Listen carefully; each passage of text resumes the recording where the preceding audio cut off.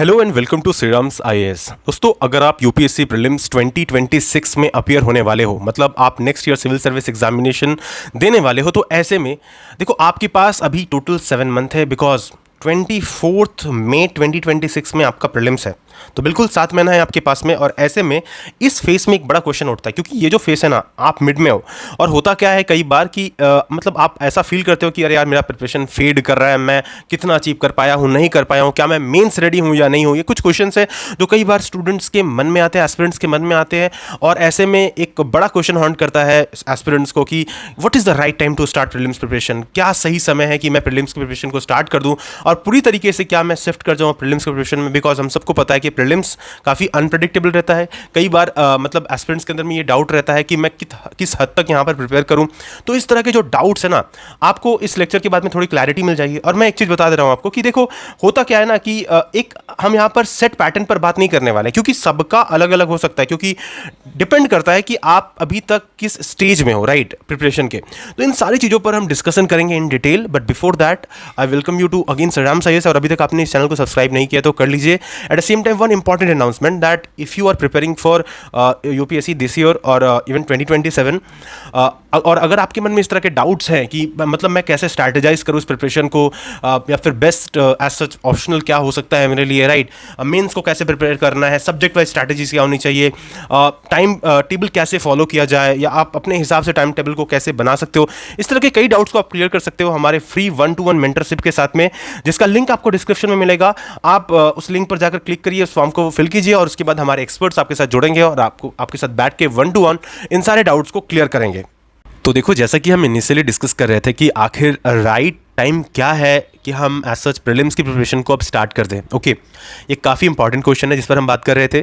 तो जैसे मैंने इनिशियली कहा था कि देखो आपके पास अभी टोटल 7 मंथ है और इस 7 महीने को हम इस तरीके से डिवाइड कर सकते हैं राइट। एक तरफ आपके पास में नवंबर एंड दिसंबर है और दूसरी तरफ में आपके पास में जैन टू मई वाला टाइम है। तो काफ़ी लोगों के अंदर में डाउट होता है कि अच्छा ठीक है, अभी अच्छा समय है, हम स्टार्ट कर सकते हैं दिसंबर से लेट से, या फिर कई लोगों का कि ओके हम जैन से स्टार्ट करेंगे, हमारे पास as such overall about 5 month रहेगा कि हम एज सच प्रीलिम्स को यहाँ पर टैकल कर सकते हैं 5 महीने में। ओके, तो देखो ये जो एज सच क्वेश्चन है इस पर हम बात करेंगे, लेकिन इससे पहले कुछ चीज़ें ज़रूरी हो जाती है समझनी। पहला तो ये है कि देखो जो एस्पिरेंट्स हैं एज सच राइट, हम इन्हें 3 कैटेगरी में डिवाइड कर लेते हैं। ओके, आप जो है आप 3 कैटेगरी में हो सकते हैं। पहले तो वो हैं जो एकदम बिगनर्स है फॉर एग्जांपल। तो ऐसे में देखो एक बड़ा इंपॉर्टेंट क्वेश्चन ये हो जाता है कि जो एकदम बिगनर है, जो अभी ये सोच रहे हैं कि ठीक है मैं आज से स्टार्ट किया हूँ कि लेट से, या मैं आज से प्रिपरेशन स्टार्ट कर रहा हूँ पहली बार यूपीएससी, मैंने डिसाइड किया कि मैं अब यूपीएससी का प्रिपरेशन स्टार्ट करूँगा। तो ऐसे में देखो अगर आप ये सोच रहे हो कि मैं इस साल का प्रीलिम्स दूंगा और ओवरऑल हमारा हो जाएगा, तो देखो बहुत रेयर होता है, कर सकते हैं लोग। लेकिन मैं ये चीज़ कहूँगा कि आपका अगर फाउंडेशन क्लियर नहीं है, आपने अपना फाउंडेशन ही बिल्ड नहीं किया है, आपका डेप्थ नहीं है अगर सब्जेक्ट में, तो it will be very difficult right कि 7 महीने में आप अपने मेंस को तैयार करो। Eight the same time optional papers भी रहता है एंड इवन प्रीलिम्स का अपना खुद का, क्योंकि हम सबको पता है आज के वक्त में प्रीलिम्स का जो पेपर है वो काफ़ी अनप्रेडिक्टेबल हो गया है। एट द सेम टाइम जो प्रीलिम्स का पेपर है वो बहुत ज़्यादा डायनामिक है। तो उन सारे डिमांड्स को फिल करना इन ओवरऑल 7 महीने में थोड़ा मुश्किल हो जाता है। ओके, तो एकदम अगर आप बिगिनर हो, आप पहली बार ये सोचे हो कि मैं प्रिपरेशन स्टार्ट करने वाला हूं, तो अभी ये 7 महीने में मुश्किल रहता है राइट। और अगर आपको लेट से 2027 के लिए प्रिपेयर कर रहा है, तो वैसे में देखो हमारे श्रीराम्स आईएएस में एज सच फाउंडेशन बैच हमने स्टार्ट कर रखा है, तो आप उसे ज्वाइन कर सकते हो। आपको मतलब डिस्क्रिप्शन में लिंक मिल जाएगा, आप वहां पर कॉन्टैक्ट कर सकते हो हमारे साथ राइट। तो ये तो हो गए एकदम बिगनर्स वाले।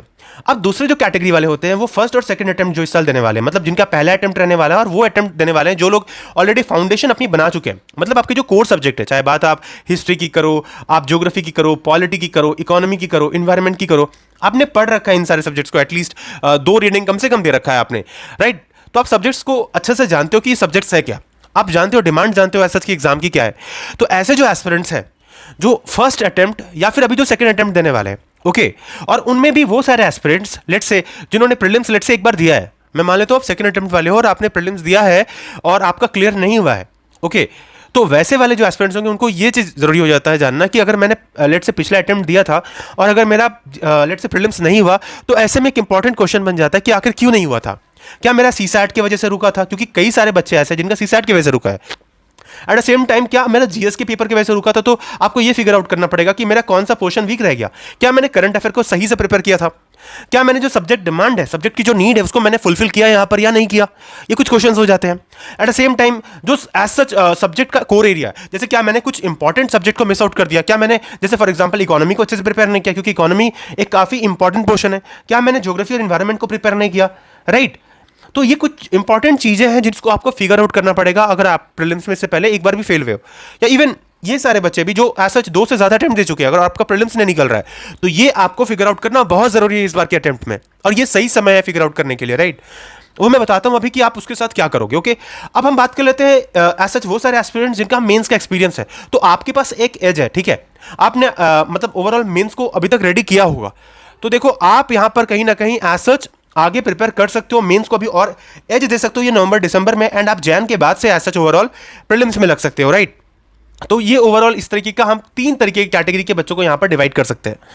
अब अगला क्वेश्चन उठता है कि यहां पर एक काफी इंपॉर्टेंट क्वेश्चन है कि क्या आप मेंस रेडी हो, क्योंकि एक बहुत इंपॉर्टेंट क्वेश्चन है। कई बार हम ये सोचते हैं अरे ठीक है हम अभी प्रीलिम्स की प्रिपरेशन स्टार्ट कर दे रहे हैं, भले ही हमारा मेंस रेडी नहीं हुआ और हम प्रीलिम्स के बाद चीज़ों को टैकल आउट कर लेंगे, मतलब हम यहाँ पर मेंस को प्रिपेयर कर लेंगे।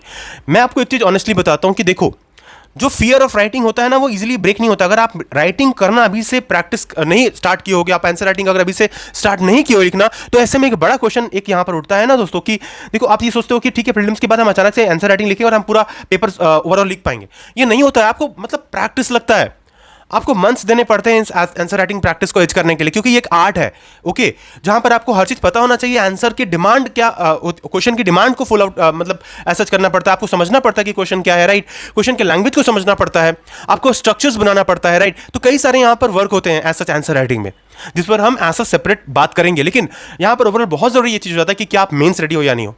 तो वो सारे बच्चे जिनका अभी तक मेंस रेडी ही नहीं हुआ है, तो सबसे पहले मैं उनको ये रिकमेंड करूंगा कि आप ये नवंबर दिसंबर में एटलीस्ट 2 जीएस के पेपर कम से कम रेडी करने की कोशिश करो, ओके।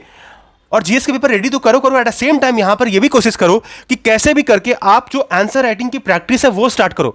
और आंसर राइटिंग की जब प्रैक्टिस स्टार्ट कर रहे हो तो ये सिर्फ मत करना कि मैं सिंगल आंसर लिख रहा हूं छोड़ दे रहा हूं, नहीं, आपको मल्टीपल आंसर्स एक साथ लिखना पड़ेगा एक पर्टिकुलर टाइम फ्रेम में, राइट।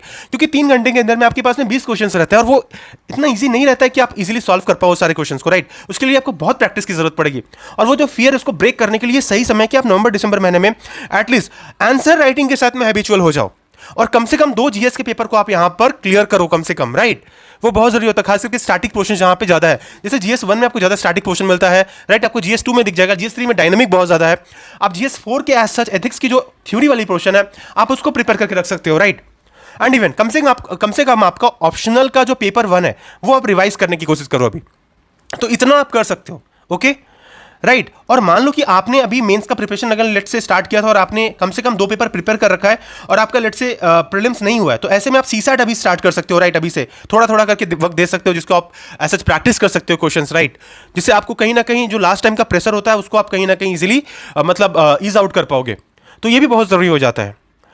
और अब देखो एक बहुत इंपॉर्टेंट चीज हो जाता है समझना कि डिपेंड कर सकता है कि आप अभी किस स्टेज में हो प्रिपरेशन की। जैसे मैंने कहा कि अगर आपका मेंस एकदम भी रेडी नहीं हुआ है तो अभी आपको नवंबर दिसंबर में मेंस रेडी करना है, और अगर आपका मेंस का एटलीस्ट 2 या 3 पेपर रेडी है तो आप धीरे धीरे करके चीजों को शिफ्ट कर सकते हो, राइट। और एक काफी इंपॉर्टेंट चीज हो जाता है कि अगर आप मेंस रेडी नहीं हो तो आप कभी भी प्रीलिम्स रेडी नहीं हो सकते, क्योंकि कई सारे इंटरलिंकेजेस होते हैं ओवरऑल चैप्टर्स के बीच में और टॉपिक्स के बीच में, राइट। तो वो बहुत जरूरी होता है चीजों को समझना। तो एज सच आई होप आपको एक अंडरस्टैंडिंग मिल गया होगा यहां पर कि राइट टाइम क्या हो सकता है। तो वो डिपेंड कर रहा है आपके मेंस के प्रिपरेशन के ऊपर में कि आपका मेंस का प्रिपरेशन का स्टेज अभी क्या है, राइट। तो उस स्टेज के हिसाब से आप कहीं ना कहीं चीजों को अभी मतलब कोशिश करो, और अपने वीक एरियाज को कहीं ना कहीं फिगर आउट करके रखो, आपको जहां पर काम करने का ज्यादा जरूरत पड़ता है, ओके। बहुत इंपॉर्टेंट हो जाता है इन सारे क्वेश्चंस को एड्रेस करना प्रॉपर्ली, तभी आप चीजों को अच्छे से फिगर आउट कर पाओगे, तभी आप चीजों को कहीं ना कहीं सही से एज सच एडजस्ट कर पाओगे। तो इस तरीके से आप ओवरऑल मंथ्स को डिवाइड करके ये जो आपका टाइम है 7 महीना, काफी क्रूशियल और कॉम्पैक्ट टाइम है, जो करना है आपको इसी कुछ महीनों के अंदर में ओवरऑल रेडी करना है। तो एटलीस्ट आपका मैंने कहा कि 2 पेपर जीएस का एज सच मेंस का रेडी करने की कोशिश करना है उन सारे लोगों के लिए जिन्होंने अभी ओवरऑल मेंस को एज सच प्रिपेयर नहीं कर रखा था। तो आपको मेंस को सीरियसली लेना है यार, ठीक है। आपको आंसर राइटिंग का प्रैक्टिस करना पड़ेगा, और आप अभी से नहीं करोगे तो काफी मुश्किल होगा। और मैं आपको एक और चीज रिकमेंड करूंगा कि एटलीस्ट हफ्ते में एक बार बैठ के ना एक ऐसे कम से कम लिखने की कोशिश करो। लाइक संडे के दिन लेट से फॉर एग्जांपल आप कम से कम एक ऐसे को लिखो, जिससे आपका ओवरऑल कहीं ना कहीं प्रैक्टिस बनेगा, राइट। चीज़ों को आप कहीं ना कहीं आप इस तरीके से समझने की कोशिश करोगे कि कैसे ओवरऑल करना है, राइट। तो ये चीज़ समझ में आपको धीरे धीरे करके आएगा एंड लास्ट में आपको काफ़ी आसानी होगा, राइट। तो ये कुछ चीज़ें यहाँ पर ज़रूरी हो जाती हैं। तो इस तरीके से आप 3 कैटेगरी में अगर अपने आप को देख रहे हो तो ओवरऑल आप समझ सकते हो कि अभी हम किस स्टेज में है और उस स्टेज के हिसाब से आप डिसीजन लो कि आपको एज सच कब स्टार्ट करना है। लेकिन हाँ, ये चीज़ ज़रूरी हो जाता है कि एटलीस्ट आप जैन से स्टार्ट कर दो, जैन के बाद आप उसको और डिले नहीं कर सकते हो, ओके।